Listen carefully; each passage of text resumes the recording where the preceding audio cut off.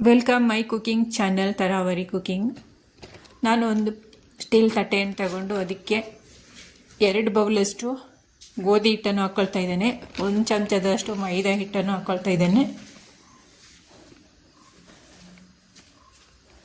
ಒಂದು ಅರ್ಧ ಬೌಲಷ್ಟು ಚಿರೋಟಿ ರವೆಯನ್ನು ಹಾಕೋಬೋದು, ಯಾವ ರವೆ ಆದರೂ ಆಗುತ್ತೆ.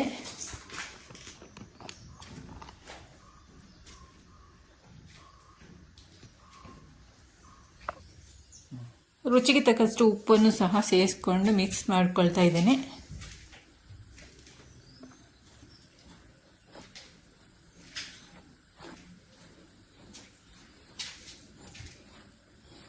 ಎಲ್ಲವನ್ನು ನೀಟಾಗಿ ಮಿಕ್ಸ್ ಮಾಡ್ಕೊಳ್ಬೇಕು. ಆಮೇಲೆ ಸ್ವಲ್ಪ ನೀರು ಹಾಕಿ ಕಲಿಸ್ಕೊಳ್ಬೇಕು. ಬಿಸಿ ನೀರಾದರೂ ಆಗುತ್ತೆ, ಕೋಲ್ಡ್ ನೀರಾದರೂ ಆಗುತ್ತೆ. ನಾನು ಕೋಲ್ಡ್ ನೀರನ್ನೇ ಯೂಸ್ ಮಾಡ್ತಾ ಇದ್ದೇನೆ.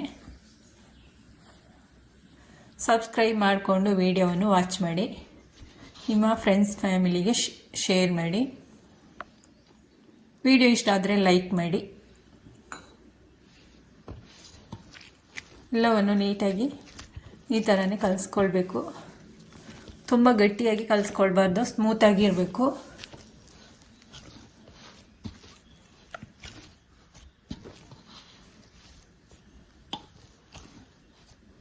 ಬರೀ ಗೋಧಿ ಹಿಟ್ಟಿನಲ್ಲೇ ಪೂರಿ ಮಾಡಿದ್ರೆ ತುಂಬಾ ಎಣ್ಣೆ ಎಳೆಯುತ್ತೆ. ಈ ರೀತಿ ಒಮ್ಮೆ ನೀವು ಮನೆಯಲ್ಲಿ ಟ್ರೈ ಮಾಡಿ ನೋಡಿ. ಸೂಪರ್ ಟೇಸ್ಟಿ ಆಗಿರುವ ಪೂರಿ ರೆಡಿಯಾಗುತ್ತೆ.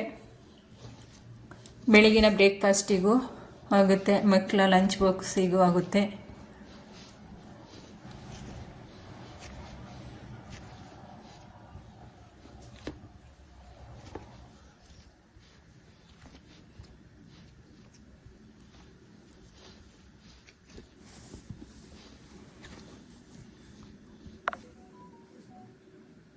ಇದಕ್ಕೆ 1 ಚಮಚದಷ್ಟು ಕುಕ್ಕಿಂಗ್ ಆಯಿಲನ್ನು ಹಾಕ್ಕೊಳ್ತಾ ಇದ್ದೇನೆ ನಾನು. ಜಾಸ್ತಿ ಏನು ಹಾಕೋದು ಬೇಡ, ಇಷ್ಟು ಹಾಕಿದರೆ ಸಾಕಾಗುತ್ತೆ. ನೀವು ಎಲ್ಲವನ್ನು ನೀಟಾಗಿ ಮಿಕ್ಸ್ ಮಾಡಬೇಕು, ಕಲಿಸ್ಕೊಳ್ಬೇಕು. ಒಂದು 5 ನಿಮಿಷ ರೆಸ್ಟ್ ಮಾಡೋಕ್ಕೆ ಇಡಬೇಕು. ಈ ರೀತಿ ಮಿಕ್ಸ್ ಆದ ನಂತರ ಇನ್ನೊಂದು 5 ನಿಮಿಷ ರೆಸ್ಟಿಗೆ ಇಟ್ಟು ಈ ಥರ ಸಣ್ಣ ಸಣ್ಣ ಉಂಡೆಗಳನ್ನಾಗಿ ಎಲ್ಲವನ್ನು ಮಾಡ್ಕೊಳ್ತಿದ್ದೇನೆ.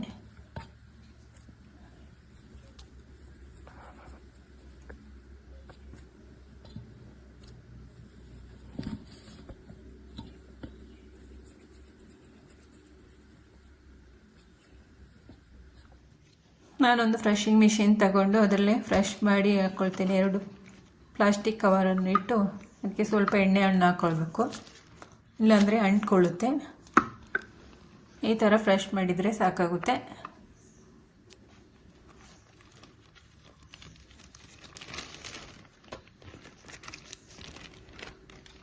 ನಾ ಎಲ್ಲ ಪೂರಿಯನ್ನು ಈ ರೀತಿಯೇ ಮಾಡಿಕೊಂಡು ಇಟ್ಕೊಳ್ತೇನೆ.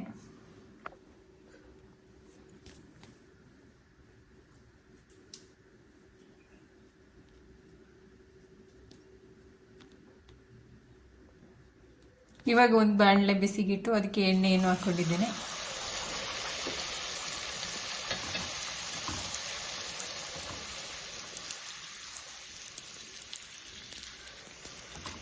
ಈ ರೀತಿ ಪೂರಿ ಒಮ್ಮೆ ಮಾಡಿ, ಗಟ್ಟಿಯಾಗಿಯೂ ಬರಲ್ಲ, ತುಂಬ ಸ್ಮೂತಾಗಿಯೂ ಬರಲ್ಲ, ಚೆನ್ನಾಗಿರುತ್ತೆ. ಸಾಯಂಕಾಲ ತನಕ ಬೆಳಿಗ್ಗೆ ಮಾಡಿದರೆ ಸಾಯಂಕಾಲ ತನಕನೂ ಇಡ್ಬೋದು. ತುಂಬ ನಾರೇನೂ ಆಗಲ್ಲ, ರವೆ ಹಾಕಿದ್ರಿಂದ ಕ್ರಿಸ್ಪಿಯಾಗಿರುತ್ತೆ.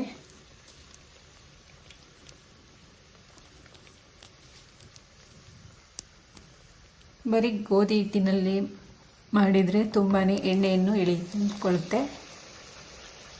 ಈ ರೀತಿ ಕಲರ್ ಚೇಂಜ್ ಆದರೆ ಸಾಕಾಗುತ್ತೆ. ಫೈನಲಿ ಈ ರೀತಿ ರೆಡಿಯಾಗಿದೆ. ನಾನು ಆಲೂಗೆಡ್ಡೆ ಪಲ್ಯದ ಜೊತೆ ಸರ್ವ್ ಮಾಡ್ತಾ ಇದ್ದೇನೆ. ನೀವು ಯಾವ ಕರಿ ಜೊತೆನಾದರೂ ಸರ್ವ್ ಮಾಡ್ಬೋದು. ಫೈನಲಿ ನಮ್ಮ ಸೂಪರ್ ಟೇಸ್ಟಿ ಪೂರಿ ರೆಡಿ ಆಯಿತು. ಈ ರೀತಿ. Thank you for watching. ಎಲ್ಲರಿಗೂ ಬಾಯ್.